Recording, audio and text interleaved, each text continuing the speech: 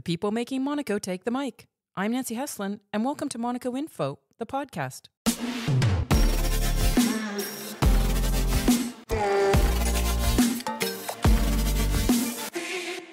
Our guest today says the most important thing in her life is breathing.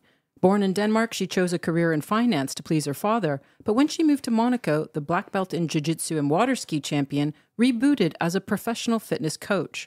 Her real passion is nature and the ocean, and so unsurprisingly, she founded the Animal Fund in 2015.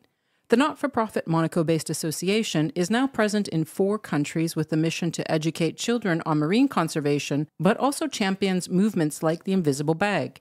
Meet Monaco resident Berit Nielsen Legrand. Welcome to Monaco Info, the podcast, Berit. Thank you very much. You know, I can't believe this, but we met 10 years ago, and it was at Bouchon Restaurant on Avenue Princess Grace, which I think is now the Cantonetta. And the Animal Fund had just become a registered association in Monaco. I don't know if you remember this. We were inside, it was cozy, and you were so excited. And I remember the interview because there was a few things that I took away from that. One was that you are a black belt in jiu-jitsu and that you belong to the Kobudo in Canada. And because I'm Canadian, I was like, oh, that's so cool. You are a water ski champion. And also the other thing was that you really came across as someone with integrity. And I would just say that that's not a typical combination I would find in a woman in Monaco. Would you agree? Well, thank you very much. I can only say. But, you know, we live in a country where wealth and affluence is a really big thing. And one of the things that the Animal Fund and that you promote is this invisible bag movement. And I think it's quite funny here because here a bag means everything, not just the bag that we carry on our arms and the logo that is on that or the branding, but also when people go shopping and they walk away with all these bags. What is the invisible bag movement? Well, it's one of our partners from Hong Kong. The founder is actually French, from Nice, but he moved there to start his invisible company. And they have made something incredible, I think. So it's, instead of plastic, of course, alternatives to plastic, all plant-based materials. So to replace plastic bags, all plastic, small bags, big bags, whatever, you know, you have it. So packaging bags. And, well, you have seen it maybe, but in a couple of minutes, they can be dissolved with 80 degrees hot water. So, what? Yes. In a couple of minutes, the bag can just disintegrate with hot water. Yes, and they demonstrated that some years ago while we had a conference at the Ocean Week in March. I think it was in 22 or 23. So living here, I would say you could throw the question out to a lot of people and say, you know, what's important to you? And somebody might say, oh, you know, my yacht. I love my yacht. It reminds me of something I've worked hard for. Or I love my kids. They're important to me. I love this quote that I read when someone said, what's important to you? And you said, breathing. Where does that come from? Well, I do think that that we take a lot of things for granted. And one of the things we definitely take for granted is the basic of all life is to breathe. So I often start presentations with asking the audience what the most important thing in their life is. And until now, I haven't heard anyone answering breathing. I understand that people, you know, will automatically say their kids, you know, their families and so forth, which of course are ultra important. But without breathing, there would be nobody else. It's funny because just walking in here, we stopped at Marius and ran into Annette Anderson and Karen Bond, and then we were just having a little chit chat. And Karen was so excited to meet you because she's telling this story about how during COVID you were part of some story of this baby whale and how the whale was tracked. Well, I think the story she's referring to is about the orca. So it was presented by Daniel Kreuzberg, who has written a story about it. He has not witnessed it himself, but this orca is very, very famous because it's actually not the first time it has given birth to an orca calf, which died immediately, and the mother carried this calf baby on its back for many, many, many days, 10 days, I think it was, and a long way. So it was caused a lot of grief, and this grief was presented very beautifully, and that is what I think she is referring to. Unfortunately, this story has repeated itself recently again, and it is actually the third time. And as I told her, it's not only orcas. There has also recently been a story about dolphin doing the same. And dolphins are not very big. You know, they're maximum around 4 meters. So that's quite a lot to carry a calf there. Where does your connection to marine conservation come from? Your love for dolphins, your love for whales, and I mean, your association is called the Animal Fund. Where does all of this come from in your life? Well, I've always loved animals. In fact, I have always loved nature, and of course the ocean. I grew up by the ocean. I'm Danish and grew up in a little tiny village, you know. So when my mom and dad couldn't find me, they knew they had to go to the sea, and I was there, you know, looking at all the shellfish, look at you know, the different smaller creatures in the ocean, and found it very, very fascinating. As a child as well, in Denmark, we are normally out in the forest as well with the teachers, exploring all the nature as well. So being part of the nature and being part of the universe like this has, of course, been with me since a child. When I started the Animal Fund, it was, you know, following through, you know, in my life. I always wanted to defend those who could not speak for themselves. I'm a mother myself, so of course I love my kids and I love kids, and I appreciate a lot who are fighting for the kids as well. I do it my way, fighting for the kids, because what we are doing in the Animal Funds is all education for the children, first of all, but of course for the general public as well. So we indirectly touch a lot of kids, and also of course directly because we go to the schools. So yeah, so the animals is part of has been part of my life always. Growing up in Denmark, I mean, I just read that Denmark again ranks number 2 in the world's happiest country. What is it about Denmark that is so special that people are happy? I think it's because we are very down to earth. You know, you're Canadian. I think you know what I'm talking about. Yeah. So, you know, not so fussy about small stuff, you know, just get on with it. You know, we all come from a culture where we were always working, not having just one job, but more jobs. You know, I started working when I was 7 years old, picking strawberries in my holidays, and then working. 7 years old? 7 years old, and all my holidays went with just working and earning some money, because you know, I always heard that money doesn't grow on trees, and we always have to make our way, and, you know, you don't get anywhere, you know, by sleeping. So, of course, it's, and I think I'm not the only child in Denmark who grew up like this. I mean, this was part of the culture in those days. So, does that make you happy? Yes, I do think so, because we don't take things for granted. So when we meet people who are kind, and when we meet people who, you know, who want the best for you, you know, you appreciate it, and you're happy. You're happy, and you connect with people. You have real friends, real connections, you know. So it's not the today's world with the internet and social media. It's really we get together, and because of the weather as well, I think it's a big thing as well, and as well, again, you know what I'm talking about. Cold winters, long winters, yep. Yes, and but there's something cozy about it, and cozy times is what we call hygge, you know. It's great, it's nice, we get together and talk, we have friends, we are together. So I think that's why people are happy, you know. They connect with each other, they connect with nature, and they appreciate every day where the sun is shining, and it's like hallelujah.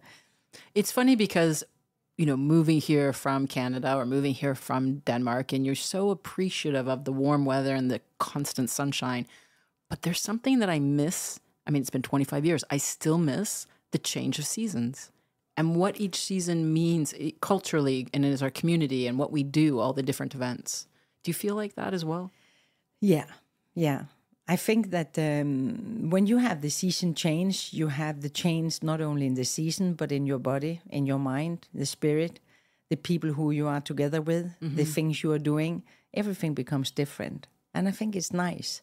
It's good to do different things. Did you grow up in a big family? No. Did you grow up as a sporty kid? Yes. So what kind of sports did you do when you were young? Well, I've always been a tomboy. So, I appreciate that. Yeah. So, for me, it was just being out there. And also, I like something different. I didn't like the normal sport. My parents, they forced me to go to play handball. And for me, it was like, now. It was also the period where martial art, karate and jiu-jitsu, Bruce Lee was very much in.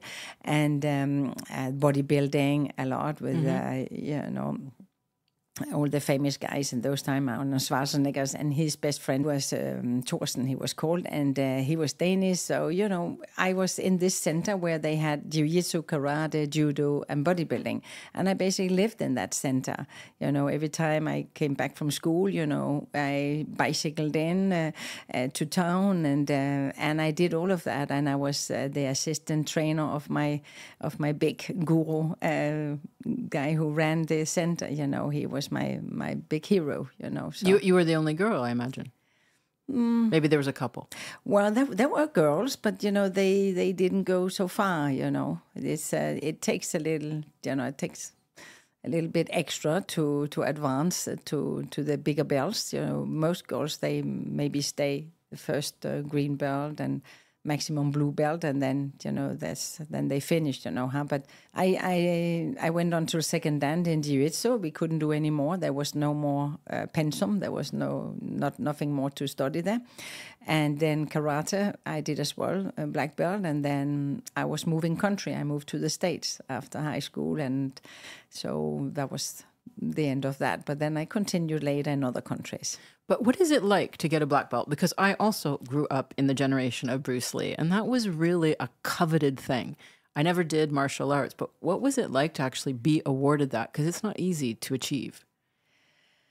Oh, I loved Bruce Lee. Yeah, me too. I just loved him. I had my room covered in posters. So I dreamt about him, woke up with him, and went to sleep. And I saw the films 5 billion times. Yeah. I copied all the moves. And for me, it was like a lifestyle. It was not the fighting. I was not really, Martial arts isn't about fighting. Exactly. Right? Exactly. For me, it was respect, the humbleness of it. And I was very shy as a child. So for me... Really? Yes. So, my teacher, he, when I came into the dojo the first day, I came in shorts and, baskets, whatever. And he took me out, the little girl, I was 9 years old, and he said, I think we got to change you. And then, I became his little attaché and helping him and with the army guys, because he was teaching the army, he was teaching the Navy school, so I was with him there as his assistant. And wow. So it was a lot of fun, and that was my life. But the reason I'm surprised that you said you were shy, because you do so much public speaking now. You're always in front of groups of students and people talking about the animal fund or other environmental issues. Was that a role that you had to learn to do, or, did you just sort of figure that out along the way? I've never studied anything like that. It comes from my heart. You were never nervous speaking in front of people? My father once told me, imagine they're all naked. We're all the same. So, no. I don't care. I have nothing to hide, and I say what I mean. And if there's anything people want to tell me, they can tell me. I don't get offended. Actually, I prefer hearing people's view on me, whether it's good or bad. If it's bad, I can learn from it. If it's good, I appreciate it, I thank them. But it's only, by the bad things that you can learn. Mm-hmm. You don't grow by all the positive. What happened when you went to the States? Was that a culture shock for you? No, it was the big America. Why were you there? Oh, well, it was just after high school, and it's. I went with my boyfriend at that time, and we wanted to explore a bit. And I was working at a supermarket, and you were working at a supermarket? Yeah. Where? What state? Danish Americans farms in California. Wow. And just not for long. And then my dad, he. You spoke English at the time? Yeah. Enough English to to calculate how much they owed. Anyway, and my father, he wanted me back in Denmark. I was just there, 8-9 months or so, and then I had to start in the bank as he wanted me to do. So yeah. So you had your master's in finance. Yeah.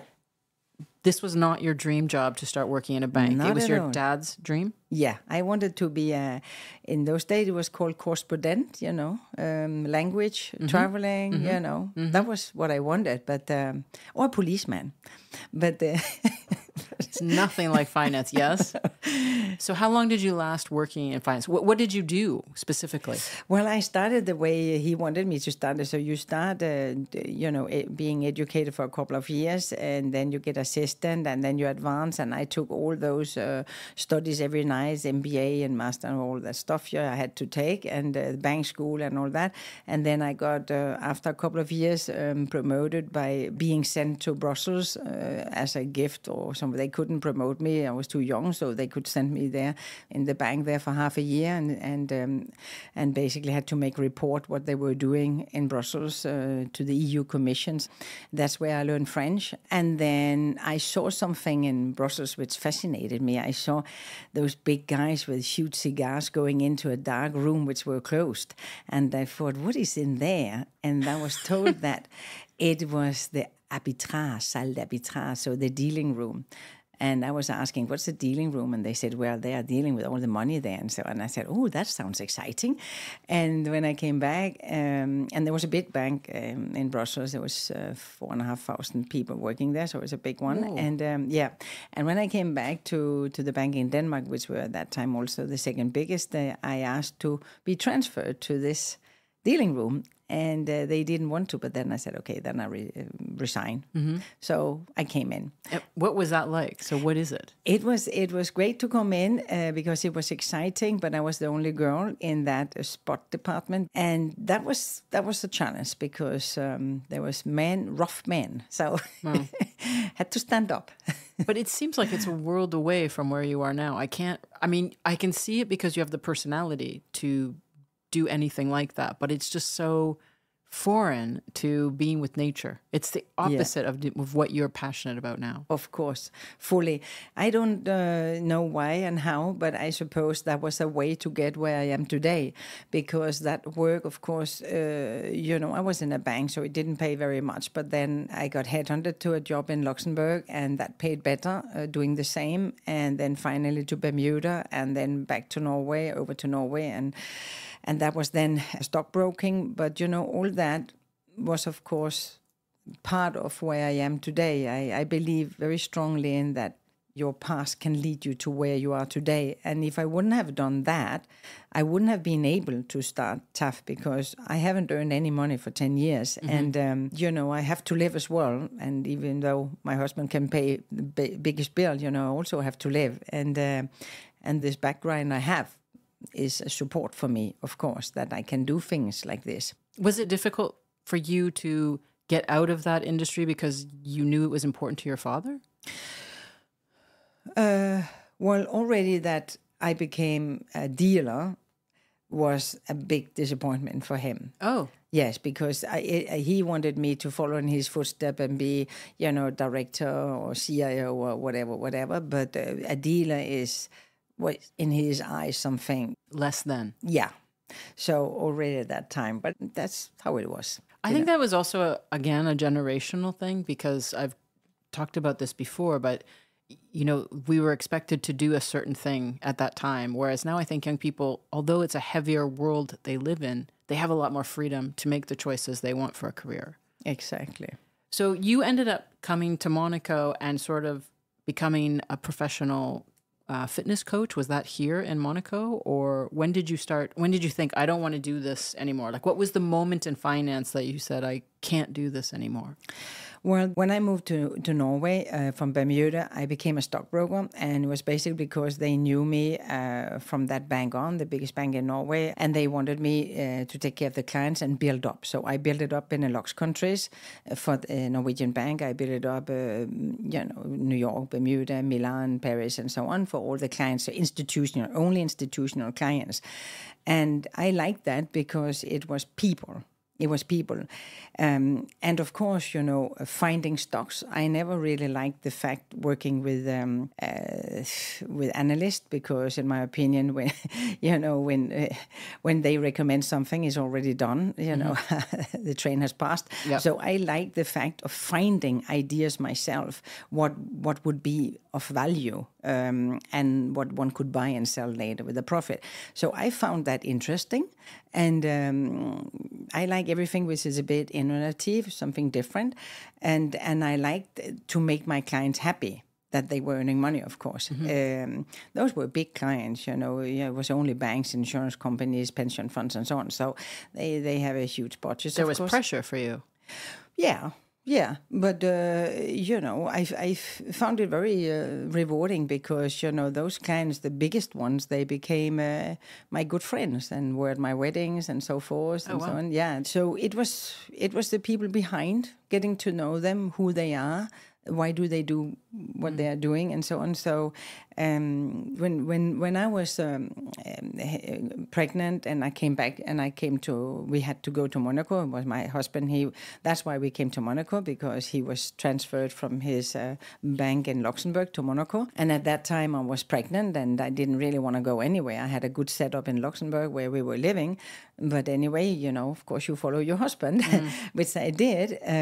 But I also knew that meant that I had to resign because, you couldn't do the job there. But for me, it was the beginning of, who are you really? What do you really want? Because if it's not about the stocks, it's not about the dealing and so on, it's not about money really at all. Money can give you things, of course. It's always nice to have. It can give you a lifestyle, but it cannot buy you happiness. I saw that from my childhood and, from where I came from. So for me, it was all about, the humanity, the people behind. Who are you really? What do you really want? And then you can start to reflect and on your life in general. But that's a gift. I mean, people don't often have that opportunity to reflect because they're so caught up in their work or their family. And so you had a real pivot coming to Monaco and a moment. Yeah. I was still, attached to my clients for 5 years after and so forth. But the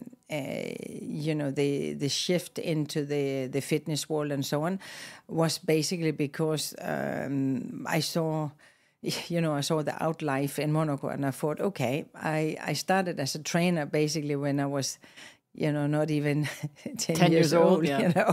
And helping my guru, and why not just train some people here? And that's why I got American Council of Exercise. I got my diplomas from there as a personal trainer. From Canada, Stott Pilates, and I thought, okay, well, I can do that. Did you like it? Well, I love training, but it's not about me. So my philosophy behind a trainer is always that it's not about you. Mm-hmm. It's about the client. So you are not going to train at all. Mm-hmm. You show, and they do, but you don't do, because that they don't pay you to train yourself. This is my philosophy. So, of course, it was not like, I could train more for that matter. The people, yes, I like, but it was not really enough for me. It was not really enough for me to train people. That I had much more to give. So I was always on the search, or not on the search. I wanted to go back to the financial, but it was not possible here in Monaco, not because of the financial, but being, part of something different again and bigger and my old clients and so forth. And then when I realized, well, forget about all that, then that's when I started looking out and seeing the world as it is. And I thought, okay, maybe it's time for me to do what I'm meant to do. Which is? Saving the animals. When you looked out at the world, what did you see? Well, I used to love people a lot, but I can see how the world has developed. And I don't think it's in a good state. When I started TAF, I started, of course, to realize, that they kill dogs in China, they eat dogs, and they slaughter whales in Faroe Islands, and the way they are mistreating the cows, the industry, pigs and cows and so on, which is a big alimentation for a lot of people, and all the mistreatment and all the cruelty, I just couldn't take it. You have to do something about it. And so 10 years ago, you decided that you would create a not-for-profit association in Monaco called the Animal Fund. Yeah. Why the Animal Fund? Why the name, the Animal Fund? Because or TAF, we call it TAF, but why did you choose that name? Because I have a bigger vision to save all the animals. Mm-hmm. So I started with the whales because of a specific reason. It's not because I've always loved whales or dolphins at all. I'm from Denmark. We don't have any whales and dolphins. And the sea is too cold to that you are out there the whole year round. But I quickly found out that the whales are giving us over half of our oxygen. And this is really important. And I think that people are not really realizing it. They must not realize it, because if they realized it and if they were all aware, they wouldn't do all this harm to them. It's impossible. It's impossible. I mean, it's you cannot. It's like killing yourself. You cannot do that. So that's what I thought to myself. I mean, this is crazy. You have this ecosystem. I'm not a scientist. I never say I'm a scientist. I'm not a biologist. I'm an ex-banker. I'm an ex-trainer and so forth. But I have studied night and day for 10 years about everything around the ocean and the whales. And I don't really get it. How people cannot stand more up for that issue when there's so much out there now that we cannot live without a healthy ocean and its marine life, including the big whales, of course, which are so important.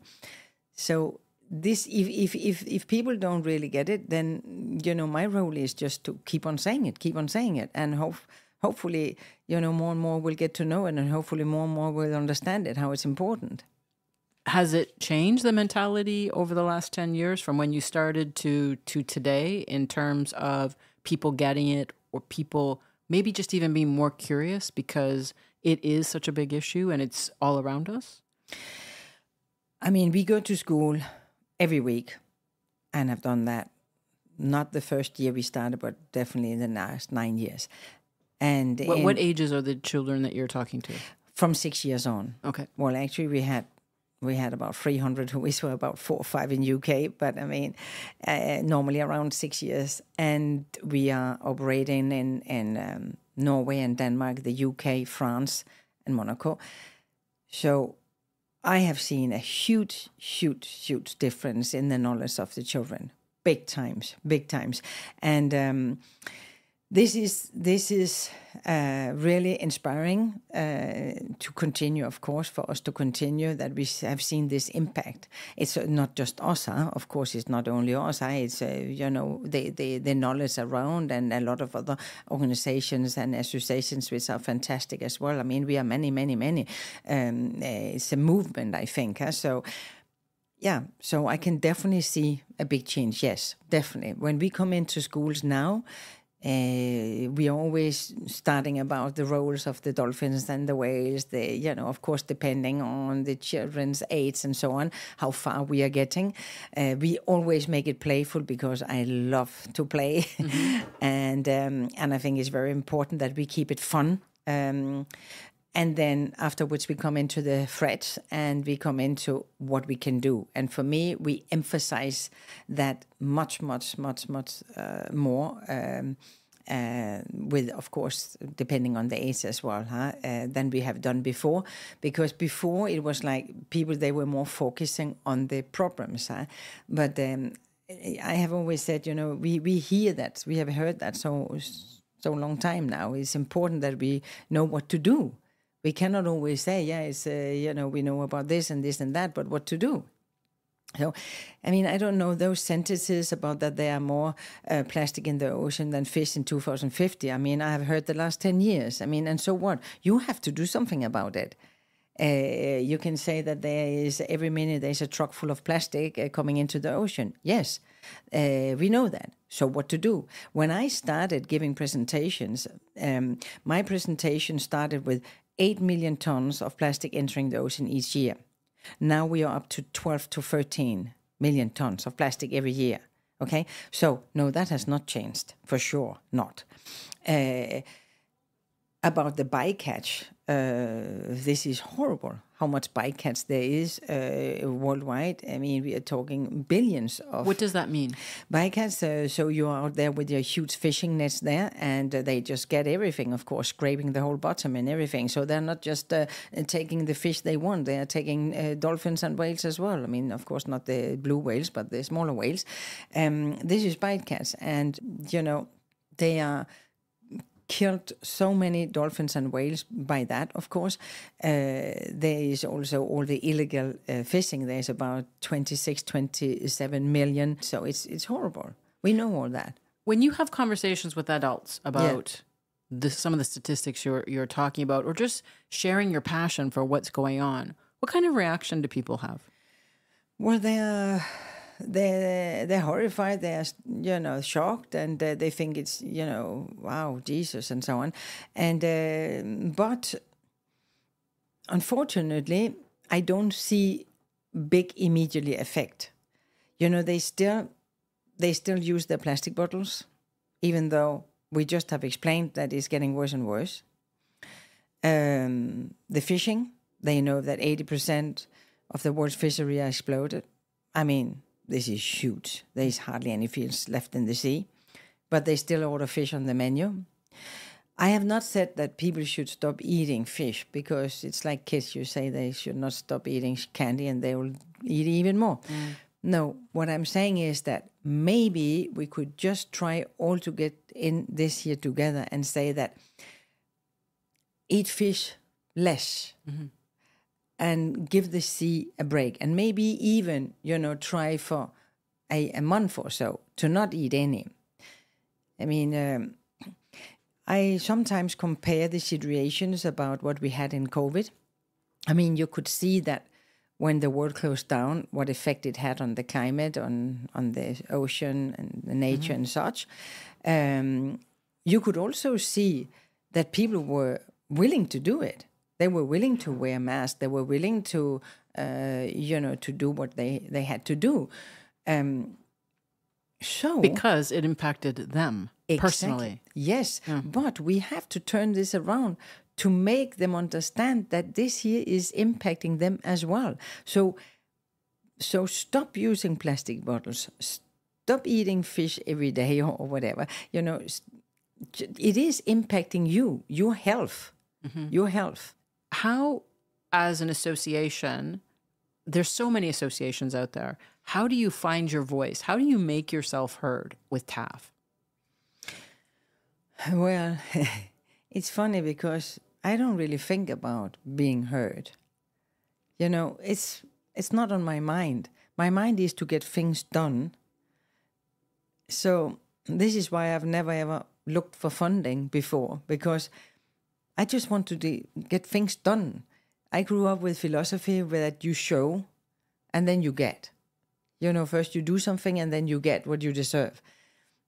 I think after 10 years, I do deserve something now. How much time commitment have you put in a decade? I mean, it's not a big association, right? It's you're leading this association. You're the president and founder. Yeah.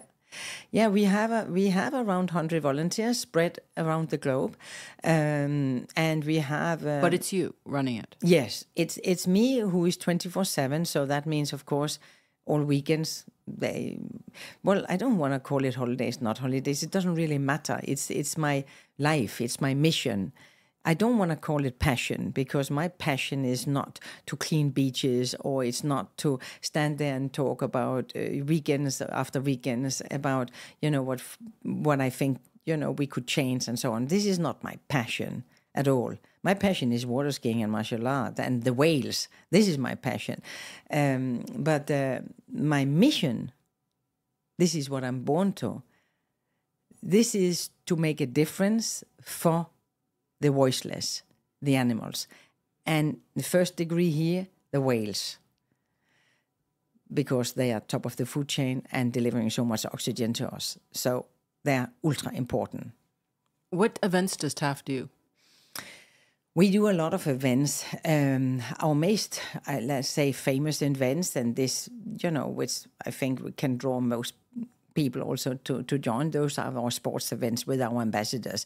So Run for the Whales, Paula Radcliffe, we did that, or Kick for the Whales with Christophe Pinard as well, Swim for the Whales, all kinds of, it's called Whaleton, those we love. And it's not just to being out there and hurt while we are running or something like that. It's always linked to a cleanup afterwards. It's always linked to education afterwards. So the last one we did in October last year with Christophe Pinard was, of course, education afterwards with the kids. It has to be educational. So this is one kind of event. We do, of course, a lot of cleanups. We have always done that, but we don't do, everyday cleanup. We do big ones where we are a couple of hundreds each time, where we have our partners, Blue Coat, coming in, delivering beer to us. They have been our partners for the whole time. Fantastic. They do that for free. And where we have others, volunteers, showing up from schools and so on. And this is always linked to education next to as well, where we are educating, we are having quizzes, sketches about plastic pollution, overfishing, captivity and so on, but mostly about plastic pollution, of course, as it is a cleanup. We have events. It can be all kinds, if you, for example, like Monaco-based, which we had here with the Kate Powders, and those times, we were present the whole week always as well. It can be where there is the Monaco Ocean Week. Are you involved in that? Ocean Week. We have been speaking every time as well. Different subjects, whether it's fast fashion, whether it's about krill, like we did last time, with the importance of krill, and of course the whales in general. The magic of the whales in general. How to live a plastic-free life. We do a lot of conferences here. We are partner with the Société Nautique here in Monaco, where every end of November there is the World Champion in the coastal rowing. The Prince Albert Coastal Challenge. Yeah, and there we also have a stand always. So we have stands a little bit everywhere like this, where we can see there is an importance of sharing our messages. So it can be many different kind of events. It can be at schools, universities and so on, as we are partnering with 19 universities and work with 70 schools. So it can be left and right, Natasha Frost-Savio was on the podcast, and she's the founder of Pink Ribbon Monaco. And we had this discussion about not-for-profit associations in Monaco, and that there's this sort of, myth that there's so much money in Monaco, those oodles of money, that none of the associations need money. They all just function on their own. And it's not true. The not-for-profits here have to do fundraising. Is that something now that TAF is doing? You have your first gala coming up on December 4th at the Yacht Club de Monaco. Is that a fundraising dinner, or is that a celebration dinner? It's both. It's a celebration of 10 years hard work, really hard work. I want to thank our volunteers, because without our volunteers, we wouldn't have been able to do anything. Okay, it's me behind it, yes, but I wouldn't have been able to do anything if I wouldn't have had support. So, of course, it's to celebrate that first of all. It's also a hope to get funds, because this is kind of... let's say I'm 63 and I cannot continue this speed anymore. Mm-hmm. So It's let's say it's a hope for that we can get funds so we can hire a couple of people to take the burden off for everything what I'm doing, so I can focus what I do best, and this is to go out to remote islands to help all of those who have no money for all their pollution as well, because there's tons of pollution in all those areas. I want to help those guys because they need help. The Pacific Ocean and Indian Ocean and so on, they need help. I have a lot to do, but I cannot do everything. I cannot do a newsletter, social media, and doing events and everything, and at the same time help everybody. There's only 24 hours. So this is what is the event is for, to hopefully raise some money. So what is the gala? What's happening? What can people expect on December 4th? Well, people who know me well and who have been to other tough Christmas parties know that it's very fun. It's hugely fun. I mean, I'm Danish, we are used to have, stand on a table of singers. We used to have a lot of entertainment going on, and I just want a big party. So we have singers, we have DJs, we have acrobatic shows. So if you have seen the Carnival in Nice, there was a lot of lead shows, there was a lot of whales on there was the ocean theme. We are basically having a lot of that stuff over, so we have a lot going on. So it will be fun. We have urban painting. We have some silent raffle tickets going on. I mean, it's just fun, and people will be dressed up. It's not really me, black tie and all that stuff. I'm more like a tomboy, as I said. But it's just to, it's the yacht club. It's now or never. Do you feel a little nervous about putting yourself and TAF out there in this sort of gala way? And will people buy tickets? And is it nerve-wracking to put on this event? It is indeed nerve-wracking not to know if we will be full house or not. That is what is, for me, the most important thing, because we can have the best entertainment, which we will have, and we can have the most fun event, which we will have. But if there is not all the people which I would like to have full house, then it's not the same. So this is the only thing for me, which is nerve-wracking, you can say. But it's always like this with every event we are doing or conference and so on. You need people. You need people to be there, and yeah. What are some of the experiences that you've had because of TAF? Can you share some real connection, nature moments that people maybe would never have a chance to experience? Oh, yeah. That was in Silverbank.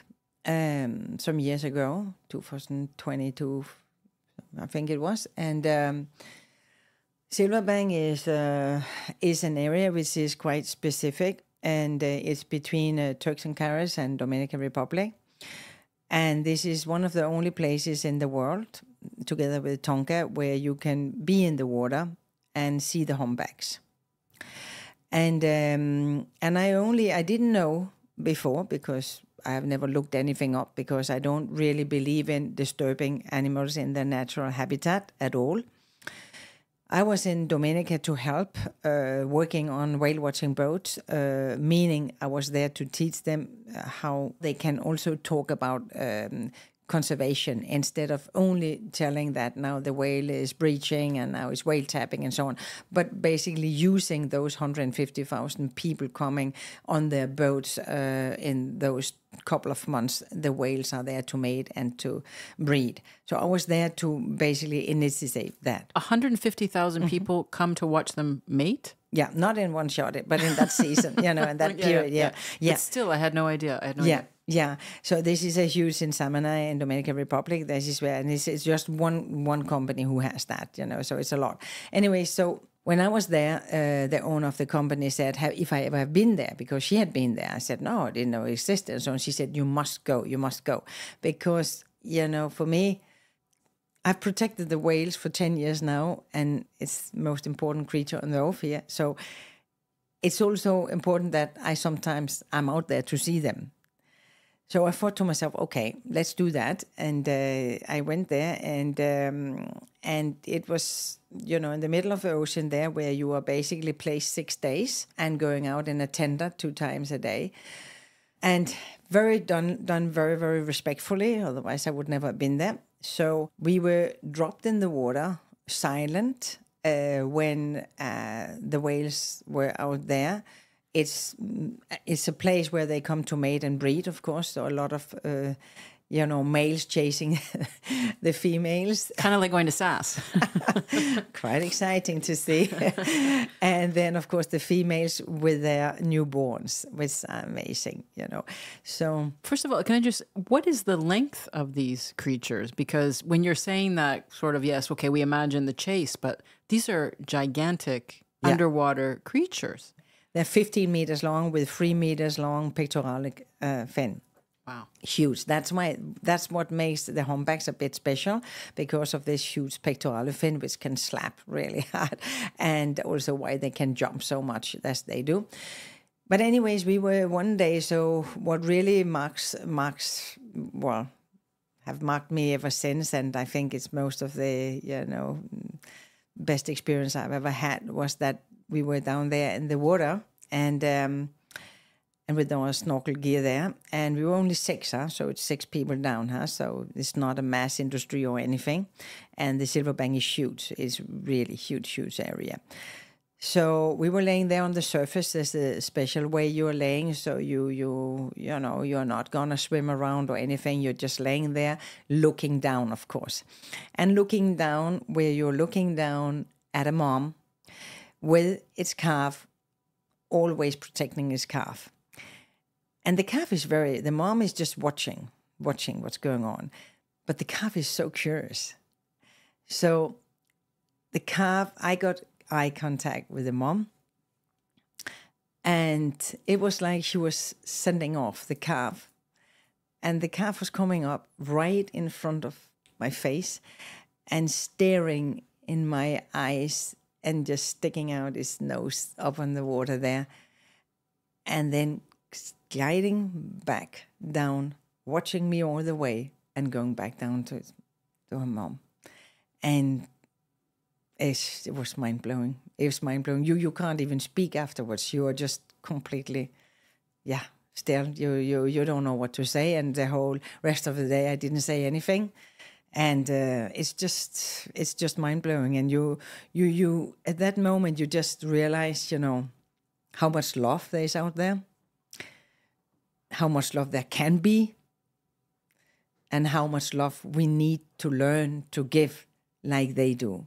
Because this is their role.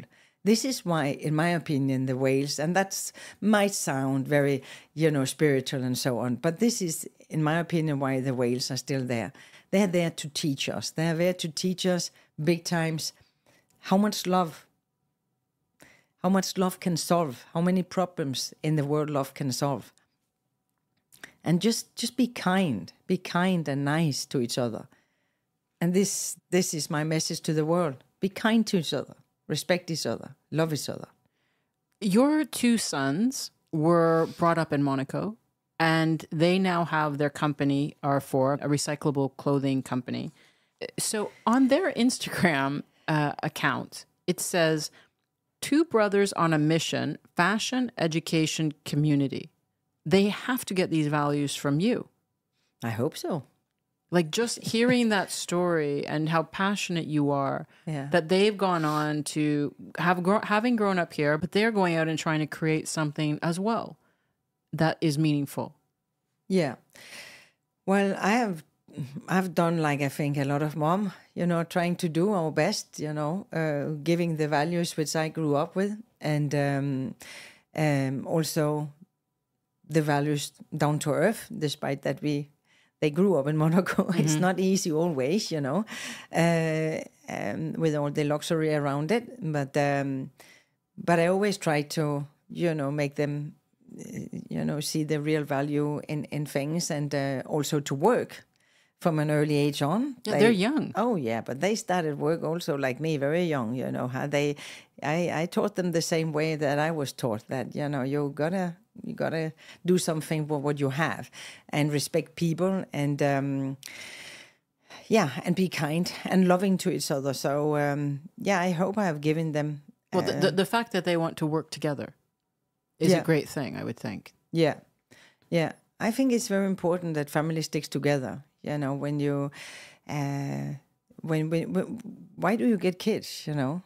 What have you learned from them? Obviously, they've taken something from your years and this mission that you are on. What do you learn from them and their experience with what they're going through with their clothing company and trying to do something good for the planet? I've learned a lot. I've learned, first of all, not to take things too seriously. Okay. Because they have a different approach, They say, it's okay, Mom, you're doing good. It's okay, it's okay. They take it, a bit more easy than I do in my, old-fashioned ways, And also, the new generation, they take more time for themselves. And they also want to have a life. And they're trying to teach me to have a life. Are you succeeding? I will after the gala, I hope. Mm-hmm. But so definitely, I think they teach a lot. They are very strong boys, and they loving boys, and they try also in their way to educate their generation, but also in a way that to stick to real values. So they were in London, but now one of them is in Barcelona and one is in Copenhagen. And the one in Barcelona, just to say a thing about that, is that he just recently, on his rooftop, he just lives at a, little place there, but on the rooftop they can do things and so on. So he organized, for about 20 people that they could come in and taste food and have, a lunch and something like this. So he loves to cook. So it took him a whole day to cook all that food there. And then he was serving people just coming in, and they just had to pay a little. Oh, people he didn't know. Yes. Okay. And I said, "What is that for a concept?" And he said, "Mom, it's nice because people are losing connections to each other. They're there, Instagram and all this stuff, and here they have, they can talk to each other, they can be together, and they can share stories and so on. And you don't need to know each other. There are many people out there who doesn't have a friend, or who doesn't have a spouse, or who doesn't have a, partner and so on. And here they can come and they can just sit and talk to each other and share ideas and so on and get great food." I think this is fantastic. It's funny, I just met Axel Sategna, who is a Monegasque, and he's launching Monaco's first social network called In Touch. And that is the exact same thing he said. He's 30 years old. He grew up here, went to university here, but he said it's his mission to change the way that we connect now. He's like, forget having all these chats and talking online. Go out and meet people. And he's trying to facilitate that. And I think it's interesting that generation is shifting, that it's that important for them to get together. I mean, we all need human contact, but there seems to be some kind of a movement going on here. I think big movement, and I personally think it came after the COVID. I can see a big change in the university students I work with before COVID and after COVID. How so? Well, in many ways, but let me say the less nice way is that many of the young ones are getting a bit more scared. They are not so confident about where they are going in life and which direction to take, and don't trust so much, life anymore. It used to be like this, and all of a sudden it can, carpet can be pulled under you and you don't know where you're going. So there's this uncertainty making a lot of people anxious. So there's a lot of anxiety going on, a lot of problems, a lot of depressions, a lot of, things like that. So that's on the negative side, I would say. But if that is to make it better, of course, it can be turned into positive. On the other side, what I also see as a shift is that because of all the social media and because nobody's watching television, they're all in their Netflix and all, all kinds of other ways of seeing films, they kind of have found out, the youth, that doesn't make them any real friends. So if they really want to have a chat and have a beer and go out with somebody, but there are no one. It's only their Facebook or their Instagram friends or TikTok friends or whatever it is, So they have realized that it is important to go out there and say hi to their friends and to call them and to see them and travel to see them. And I see that also as a big shift. So there's two ways.